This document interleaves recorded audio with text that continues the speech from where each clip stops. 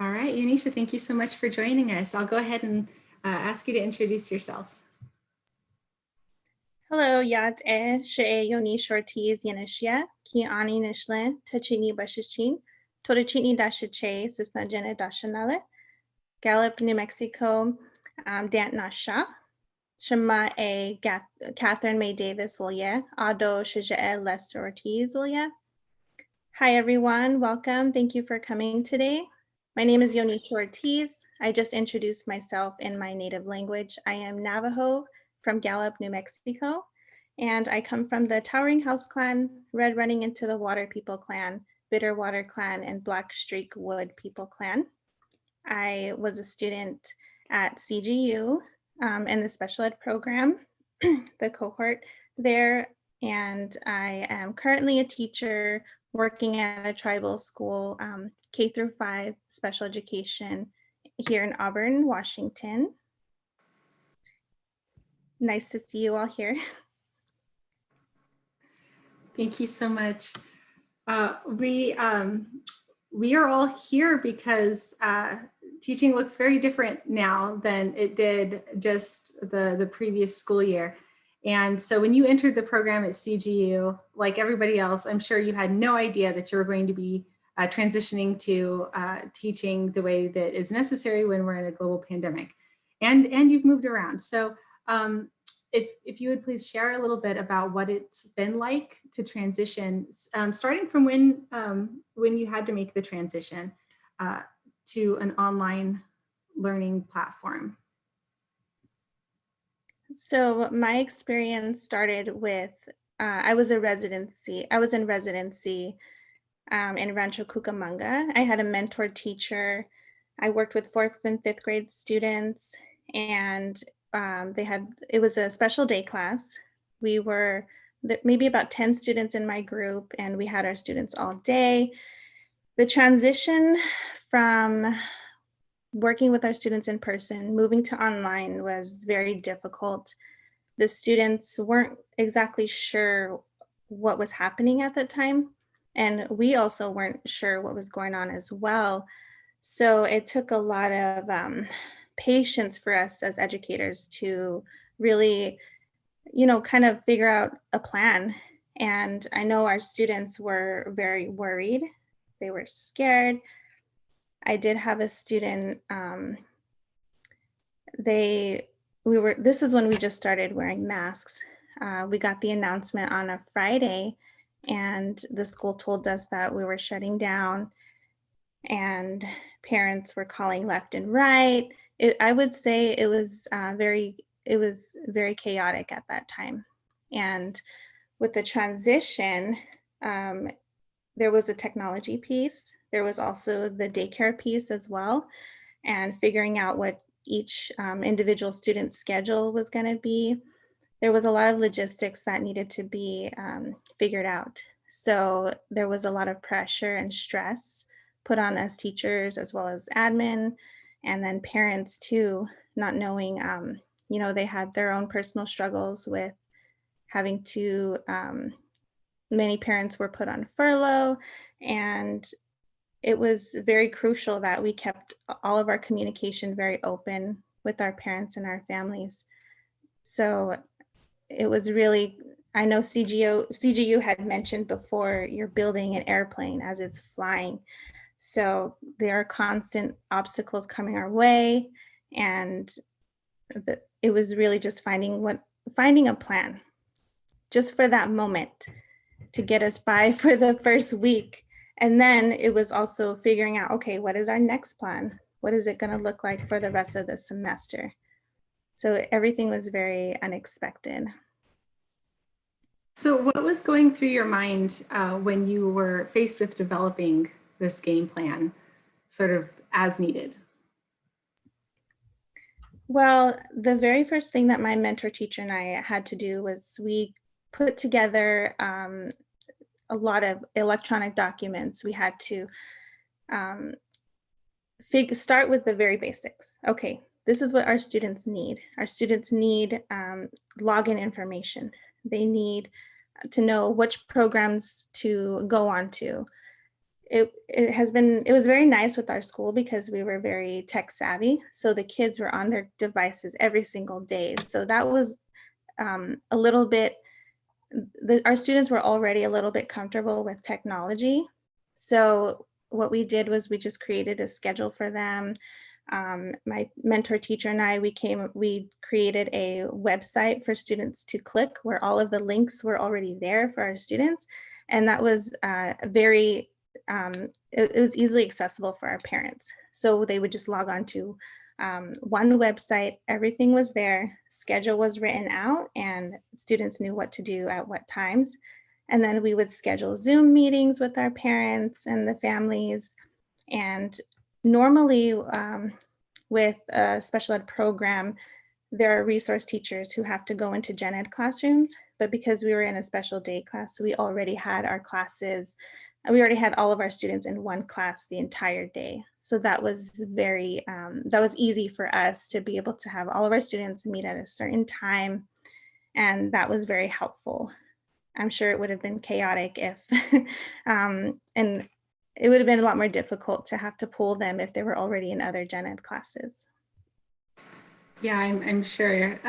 What kind of feedback were you getting from your students? I know you mentioned that they were feeling scared and uncertain. Um, did any other feedback come through from the students during the transition and right after? You know, there was a grandmother who came in because, oh, one thing I forgot to mention, we created packets for parents to come and pick up that first week. Um, it was for math, reading, writing, and then we also designed packets for, or a special packet for our students' goals as well, so that we were covering all of our core subjects and then their goal work to make sure that they were covered at home. And also, what was the question? I'm sorry. That's quite all right. I was wondering what the students were telling you about their experience. Yes. Okay. So there, I got there was a grandmother who came in to pick up her packet for her granddaughter, and she had said, "My granddaughter is so scared." She said, "Grandma, I don't want to die." So she had already that pre-assumption that she was going to get the virus, and she was very scared. I had students who kept saying, "I miss you guys. I miss all my friends. I want to come back to school." And they were just kind of going with the flow. And we, I think us holding our Zoom meetings gave them that sense of relief, like, okay, my teacher's here. I get to still see her, even though it's through a screen.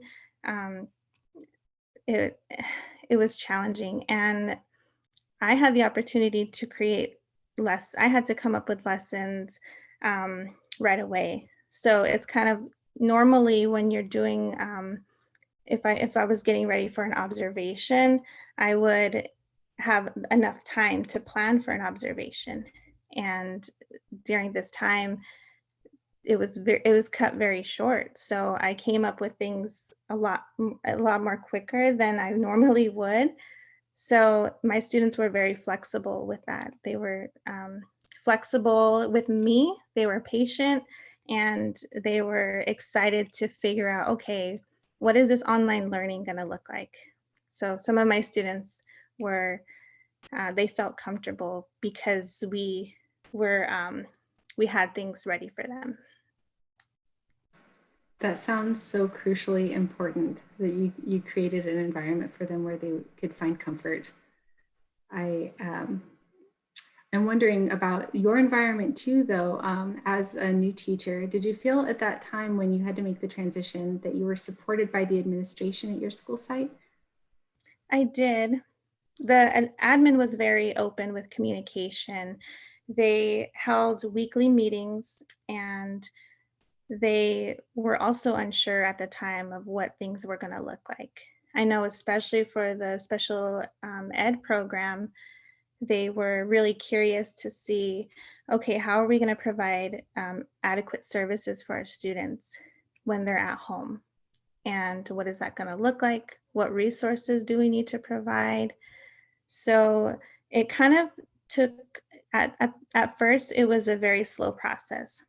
It kind of took a lot of back and forth conversation between the district and the schools and admin to figure out, okay, what are going to be the new expectations during this time? Because there was that uncertainty that we were not going to come back to the end of the year. We were sent home for a couple months. Then later on, we got another notification, we're not coming back. So how is the rest of the year going to look like? So I believe that the district that I was with, they were very proactive. They were working with other districts in the area, and they were able to provide enough support for us to come up with a plan to work with our students. I'm very glad to hear that. And now it's been several months that we've been in this space, and you are teaching at a new site in a different community. How has the support looked like in this new community that you're in?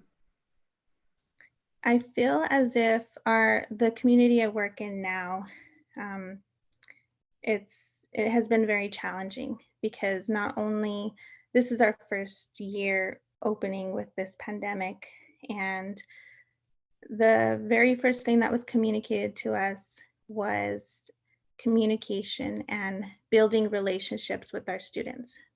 We started off in a hybrid model, and they wanted us to get to know our students, build that relationship with them as much as we can. But the plan was eventually we would move into an online only model. So that was exactly what happened. They were they've been supportive with listening to our feedback as a staff. We Everything has been very uncertain, so it's kind of like a trial and error.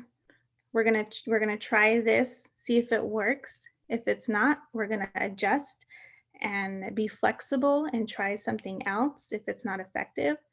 So I think on that part, it has been a little bit frustrating for us teachers to not really know what's going to happen next, and to be patient and flexible. Changing our schedules, that is something that I've had to do numerous times, every other week or so, every month. So it's taking a lot more time to build relationships with our students. Um, and there's so many changes happening. There's so many new protocols that are coming into play. And I think right now, working as a team is the most important thing that's been helping us get through this year. Speaking of communication, what is that like communicating with parents right now? Communicating with parents has been a challenge. With my students, some of them also don't have access to internet. So I have students coming to school now. Um, so no other students are able to be at the school unless if they're in the special ed program. So I have students coming in for different times of the day. I have a couple students who are there all day just to be able to get that internet access. And um, some parents have been open and willing to um, express their concerns. And I have been communicating with them on Class Dojo. I've been communicating with them through emails. Google Voice has been very helpful as well. And I'll call them every other week, and it's been challenging. Sometimes you'll hear from parents, sometimes you won't. And the thing that's really specific about our community is that it's very, very small. So if um, something happens, the entire word gets around very quickly. So it's very important to consistently stay in contact with all of our parents. I'm wondering, Yoenesha, if there has been anything about transitioning to teaching online and transitioning from teaching in Southern California to your community in Washington, if there's been anything that you've found as like a silver lining in the process, anything that you may not have expected coming into the teacher education program that has been necessary during the pandemic, anything fun, exciting, or that brings a smile to your face about having to do things this way? Well, I would say my students, working with them, knowing that there is an outcome with working with them. For example, I'm a very adventurous person. I like to keep going. I like to keep moving forward. So moving from New Mexico to California to Washington has given me a new perspective with um, meeting different people and getting the educational experience and the work experience. So I would say and also like working with the technology too. I did not think that I would be working with Google Classroom as much as I am now. I didn't, and I was very grateful that CGU was able to provide that foundation for me. I had a class that used Google Classroom, and now we're using Google Classroom at the school I work at. So I'm being excited about that technology, watching new workshops and getting training on these different applications has allowed me to be more creative as a teacher and to keep my students engaged at home instead of, just showing them a video. I can create something. I have that background. I have that experience to allow them to use Nearpod and all of these other really fun websites. And seeing the students get excited about that is what keeps me going. I think you make a great point. I hadn't even heard of Nearpod before this year, and so many other platforms. Yeah, adaptability is definitely something I think that is gained by many during this time. And you mentioned the Google Classrooms piece, but I'm wondering, is there anything else about your time at CGU that prepared you for where you are now? Yes. So there was Monsoor Counseling Services that I used while I was there at CGU. But even now, it's still, I believe it's still offered. I'm not sure. But having that resource was very helpful. And then reaching out to my cohort. I know I still keep in contact with my colleagues every other week or every month or so. So having that community has been helpful personally and professionally. And it feels like a family at CGU. I can't even believe that I have such a strong support system. And I'm very fortunate and grateful to um, get that personal help and also get the professional help. I know when I started this school year, I was a little disorganized. I didn't know how to get things in order. I was struggling with so many things all at once, paperwork and deadlines, but scheduling Zoom calls and phone calls with my fellow colleagues, they were able to offer lots of support and advice. So that's been helpful. That's wonderful. I'm so glad to hear that you're still in contact with some of your cohort members. That's absolutely the intention of creating that small community. And it was probably different in the beginning. I'm wondering now, what kind of routines have you put together for yourself as a teacher and for your students? And how has that helped? Some of the routines I put together is I make sure I wake up early every morning. I take my morning drive to work, and then I make a list of all the things I need to get through for that day specifically, to help with myself being overwhelmed. I think at the very beginning, I was kind of like there were a lot of things I had to do. So making it specific to what I had to do for that one day really narrowed down that pressure that I was feeling. I've been drinking lots of tea, and I've also been communicating with students on different platforms online. So I've had students use Padlet to create different or to help turn in their assignments. So just trying different things and getting keeping them on a schedule too. What I've been doing is I created a schedule for my paras as well, so they know when they're supposed to log on to what Google Meet, and um, sending home schedules to parents too. What was that platform you mentioned? Padlet. Yeah, I haven't heard of that one. What is that? So it is an application where that you can create like a blog post, you can create sticky pad notes online, and then everyone can collaborate on it um, together in real time.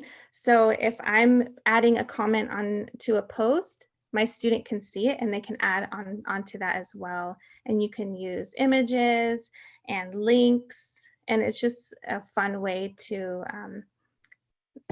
like interact and have students explore new technology. Awesome. Yeah, thank you for sharing that. I swear I'm hearing about new things every time I talk with a teacher and how they're getting creative. So you mentioned uh, drinking tea. I'm wondering what else are you doing to make sure you're taking good care of yourself? I like to sit by the river. I'm very fortunate that I live at a place where, the forest is my backyard, so I can walk through there. Uh, Sometimes I like to take naps, and I also like to call home to my family. They have been a huge support system for me during this time. And I would also say just having, socially distancing, meeting with my coworkers. I've made many great friends at the school I work with, so they've been helpful too. When you first decided to become a teacher, um, your motivation to become a teacher got you to where you are now. And I'm wondering, from that point to this point, has anything changed about your motivation to be a teacher? It has. I have gone through a roller coaster of emotions this past year. I recently lost my father and also my grandmother this year. So having all of emotional that emotional impact has been hard to have to also be here for my students, be here for myself, be here for my family. So there has been many thoughts of changing my career, um, just because I this pandemic has made me feel inadequate. But as each month goes by, I get stronger, and you have those moments with your students where they get really excited about something, or they finally open up to you and they share a piece of their information, like a piece of their family lineage, or they share their cultural knowledge, and then all of those good blessings, they bring me gratitude, and it relights the passion that I have. So I think especially during this time, it's important to be kind to ourselves. I know we hear that a lot from others, but to really self-reflect and think about our why, our purpose has been empowering. And we as teachers lose sight of that many times. You know, we have days when we're crying, we have days when we're not sure how we're going to get through it. We're living minute by minute, hour by hour. But knowing that I am making that impact, and I have parents turning to me for help and asking for resources. What do I do for my son? How am I going to help my daughter? I get all of these questions, and it gives me that time to reflect and to find what my purpose is.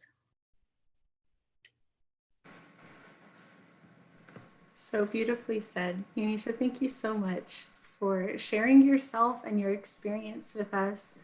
Um, this is such a unique time, and I think at any time being a teacher is not for the faint of heart. And right now, especially, you pinpointed something that really reminds you of your why, and that is helping your students. So thank you so much. I'm going to make the assumption that you are having a tremendously positive impact on your students' lives. Knowing you, I can't imagine it otherwise. And I'm sure that they're very grateful to have you. As I am grateful to have you here today and to have had you come through the program and be part of our community. So I am going to just end the formal interview with an open-ended question to you. If there's anything else about your experience at CGU, your experiences as a new teacher, your experience in the world in general that you would like to share with our audience today. This is an open-ended question. If there's anything else you would like to add before we open it up to questions from the audience. I did want to mention I moved to California not knowing what to expect, and coming to CGU there so I'm a CNA fellow. I'm a Native American student who got this fellowship to attend CGU, and it was a blessing. It was a little bit challenging because I did move to a community where there were not very many Native American students. But in our specific program that CGU fostered, it was a Claremont Native American Fellowship Program. I had a small group of students who are Native. So that was so helpful. And we had weekly meetings and classes. And that was very powerful I felt like I wasn't alone. So that opportunity was very I was very blessed to have that opportunity and to be able to meet other Native students from across the US, and having them share their experiences was empowering, and it really did feel like a family there. Um, with me, something I do carry is strength and resilience. Sometimes I feel like, there's so much uncertainty out there, but having that hope and that faith and knowing who to turn to and when is really it's helping me self-reflect and to figure out where is my community, who are the important people in my life, and what is going to be my next move. So I would say during this time, finding some sort of connection with somebody is important. Absolutely. Thank you so much. I would like to go ahead and offer the opportunity for Haley and Maria to ask any questions that you'd like. Yoenesha is here to answer your questions, and I am as well. You've probably already been in contact with me to ask any questions about the program formally or the application process. So I invite you first to ask Yoenesha about her experience as a teacher, which is something I cannot speak to. So that's why we're here today, but I'm also here to answer questions if you have those. So please, as you feel comfortable, go ahead and unmute yourself and ask your questions.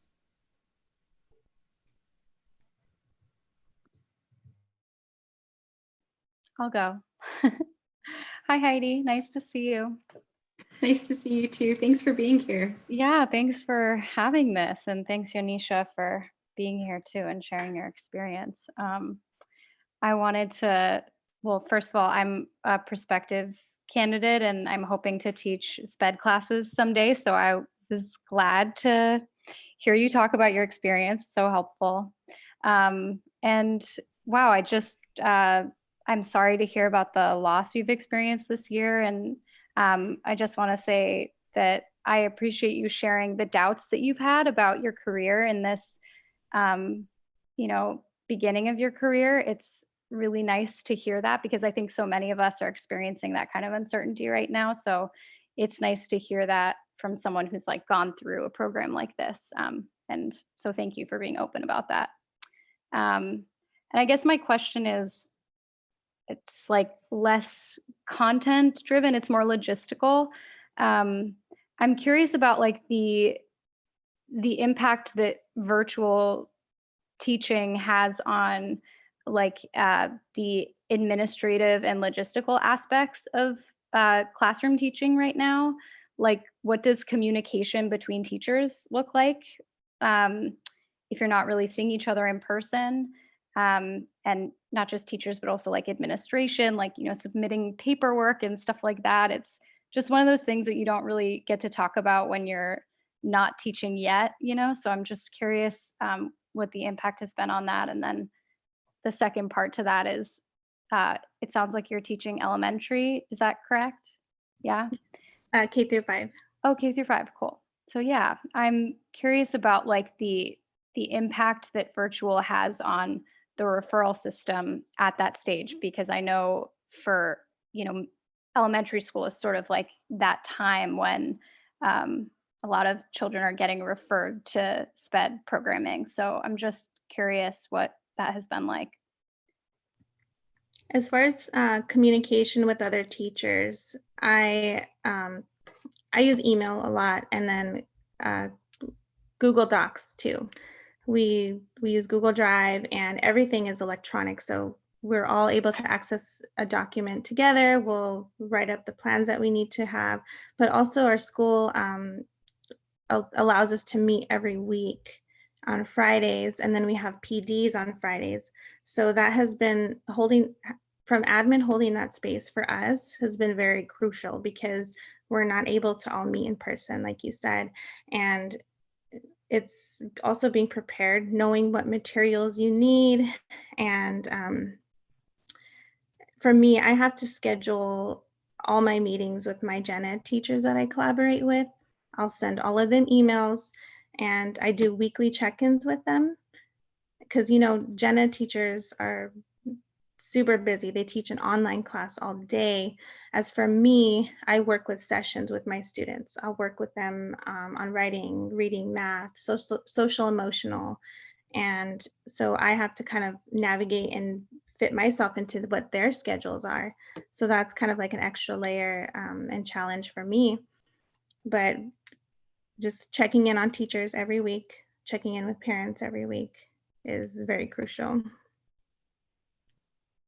And then the second part, the second question you had mentioned about how students are impacted by having to use technology. Sorry, I'm muted. Yeah, that's part of it for sure. And just specifically for SPED, I mean, I think you spoke to this, but I'm curious about, what the referral system looks like right now in particular, but also what you just said is part of my question too. Yeah. Oh, okay. So with the referral process, all of my students already have IEPs. So at my school, I teach at a tribal school. So we use a different system online to write IEPs. So there are different requirements between public school and tribal school. So I can't necessarily speak on behalf of public school experience other than what I experienced with in my residency. There is a team at the school. There is a process where, students, there has to be the RTI process. I'm sure you're aware about the RTI process.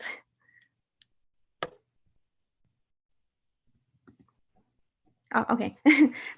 So that's what they did at our public school. So for us, I know that the gen ed teachers were also asking me that as well. For this school year, there hasn't been any new students that we had to refer, but I'm still getting training on that. So I cannot necessarily speak on that component because all of my students already have IEPs, and I work with them specifically with emotional and behavioral disorders. And then there are two other SPED teachers at my school. They are resource teachers, and one of them is K-2, and then the other one's 3-5. We have a student referral team, and what our teachers have been doing is they've been documenting any type of behavior. They've been documenting test scores and assessing our students. And then from there, the admin team determines whether or not this student needs to go into the second process. And once that is determined by the entire team, the school psychologists, the principals, the gen ed teachers, and the parents, once they've all met, then a decision from there is made. And then the third step is moving into SPED and getting the evaluations done by the psychologists. So it does look a little bit different than what a public school process would look like.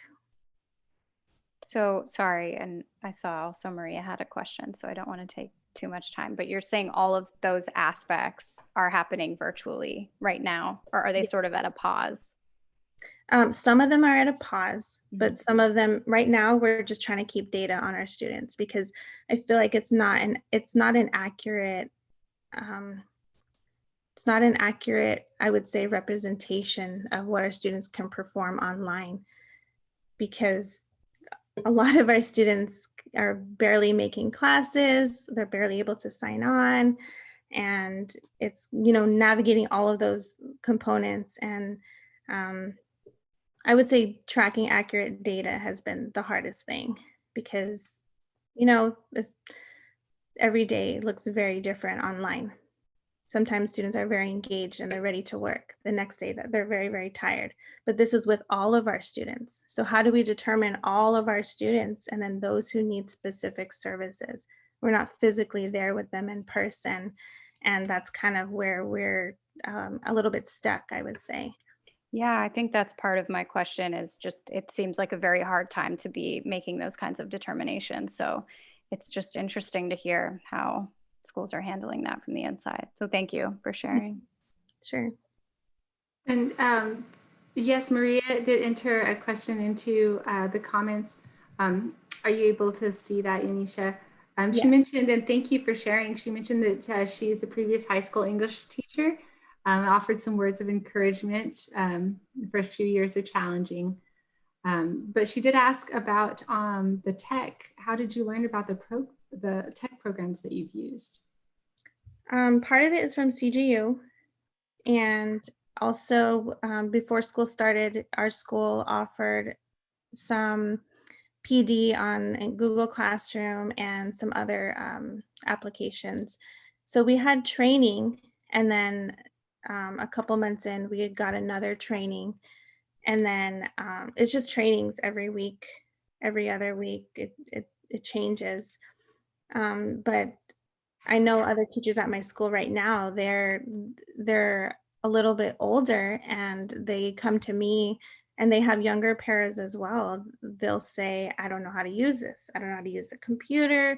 How do I sign on? So there was a teacher who bought a Google for Classroom book too. And I think like having that high stress has impacted them as well. They've been working for so many years. They're veteran teachers, and then this year they're feeling all of that anxiety from not knowing how to click between different screens and how to create new lessons online on these programs. So fortunately, our school has a technology coach, and we can seek her for advice. And she has lists of recommendations. So that's been helpful, even for me too. A lot of these programs I haven't even heard of, and our tech coach is our go-to person for all of our teachers, and she's on it. She knows what programs to use for reading, for writing. And then we also have instructional coaches too, who have been helpful with reading and math. They will offer online manipulatives that has been helpful too. With math, I know there's a website that allows students to use cubes online. You can drag cubes. They really created a good website for us teachers to navigate. And all of us teachers have been sharing them with each other. If something pops up, we've shared with one another. And it's like we're all in this together. If I need support, I'll go to the writing coach and I'll say, I need help. Do you know of any program I can use that's easy accessible for my students? And they're able to figure out, give that support for us, that online resource.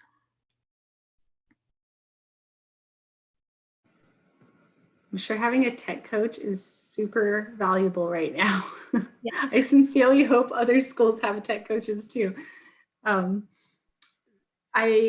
appreciate the questions, and we still have plenty of time. Are there any other questions that you all would like to ask?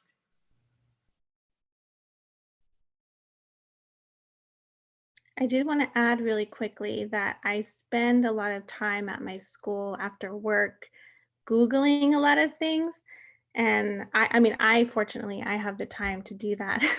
I know not everyone does, but I get really excited because I know my students would be really excited to try something new. I've had to create lessons from scratch, or like I had to put a lot of resources that I've used from CGU and from my mentor teacher. Oh, I also talked to my mentor teacher too.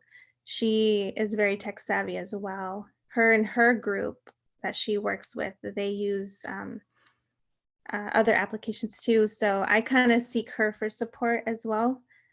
And I'll spend time on the computer looking up lots of things, and I find I'll just type in like virtual manipulatives, and there's a lot of resources online, and I know it can be time consuming, and there's so much information too. So how do you determine what's good for your students? And I think that's where you have to, draw the line. What does my student need help with? What program is going to be useful? What is accessible for myself and my students? So it's trial and error.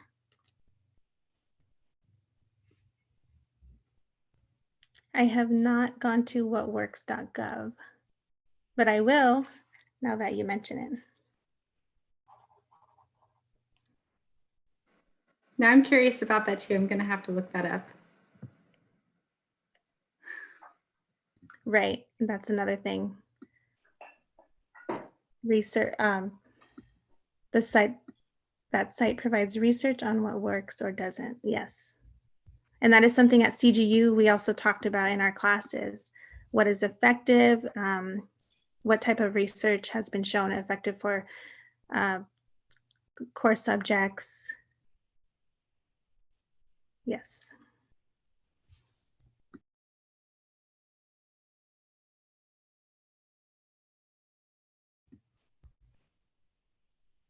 Okay, I will definitely look into that as well. Thank you. Oh, I'm getting awesome resources. no, I'm so That's grateful great. that you're here with us, Maria. Thank you.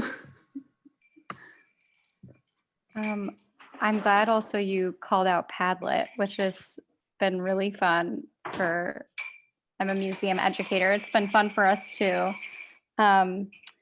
We just got a thank you on Padlet and it was hilarious, just like total sticky notes, crazy. But I had one more question. I guess you had mentioned students maybe not having access to internet, not logging in for class. And I've heard that from a few teacher friends that they're noticing a lot of students who just aren't attending for various reasons. And I guess I'm just curious from your perspective, like what do you think is the impact of that? Like, we're talking about not being able to track very clearly, given all of the different factors of the pandemic in terms of referrals. I'm just thinking in general, like what is the impact on their education, I guess? Because under normal circumstances, if a kid doesn't attend class, there are certain repercussions to that, or there are systems in place. So I'm just curious, like, what is the conversation on the inside about the effect of, missing out? I think it depends on the school.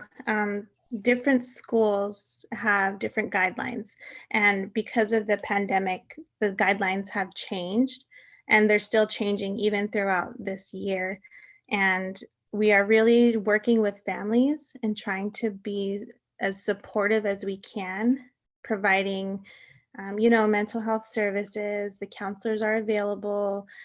We provide hotspots for the families, and we also provide a daycare as well. So there's all of these layers to it that we have to take into consideration. And I think some people may say that, we're lowering our expectations for our students when we're not. We're working with them.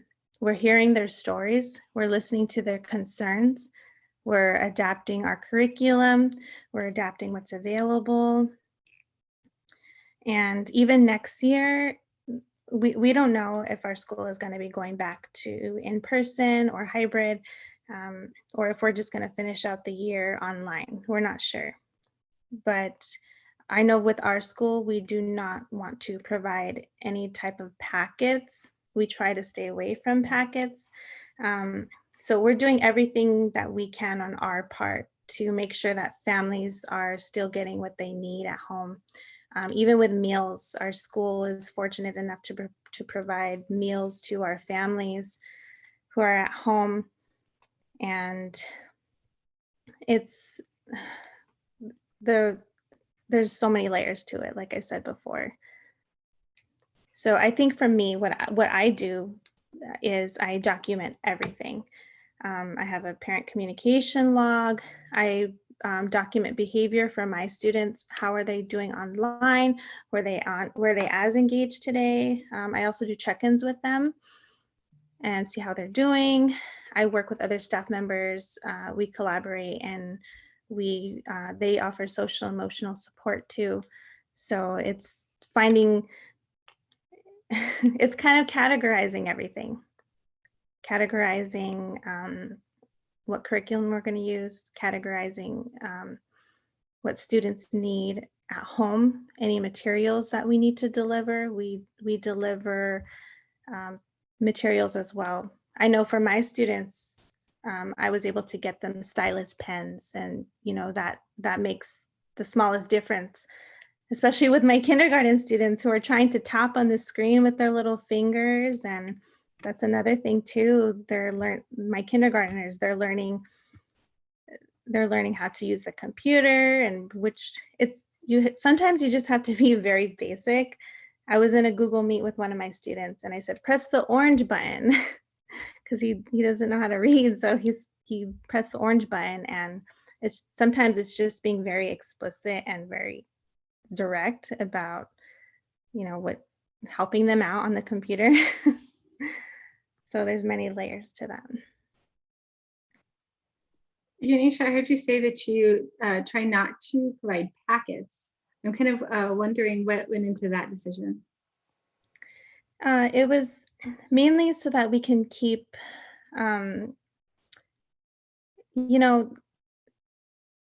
packets, I would say, are the very last thing. It's the very last resource we will go to, because we want to try to keep that communication with families, and ensuring that we're still having this interaction.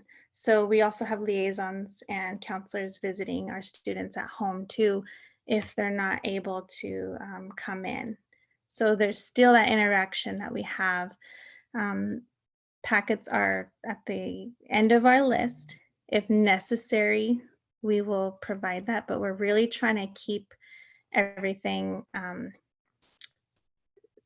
where there's interaction. Yeah, so to have that face-to-face interaction or virtual interaction. That makes a lot of sense. Thank you for expanding upon that. I've heard that there are vastly different experiences across the country with how the children are navigating being in a classroom or not right now. So I've heard, in some spaces that packets are what is the norm. And yeah, I appreciate you explaining why that's the last resort. That makes a lot of sense to me. I have 3 minutes left for our time. I honor everyone's time and want to say thank you so much, everybody, for being here. Maria, thank you so much for your contributions and your comments, and for your questions. And Haley too, thank you so much for being here and for your questions. I'm really glad you got a chance to connect with someone who specifically is teaching special education as well. I know, me too. That's awesome. Yes, and feel free to share my email, Heidi, if you'd like. I'm open to, extending conversation beyond this, even if you have questions about the program too. I know at first I wasn't sure how this program was going to go for me, and now it's the best decision I've made. So very grateful. I would love to take you up on that. Thank you. Yeah. I will be, I am happy to send her email over to you, Haley. I remember first meeting Yoenesha in Albuquerque when I traveled to UNM. She had already been in contact with me before that, but then I was like, hey, I happen to be coming to New Mexico. Come meet me for coffee. So funny. What a great opportunity. Yes, I'm so grateful to have seen your journey and to have been a small part in it. Thank you so much for your time, Yoenesha, and everyone have a wonderful night. Enjoy the rest of your evenings and take good care of yourselves. Thanks, Yoenesha. Thank you, Heidi.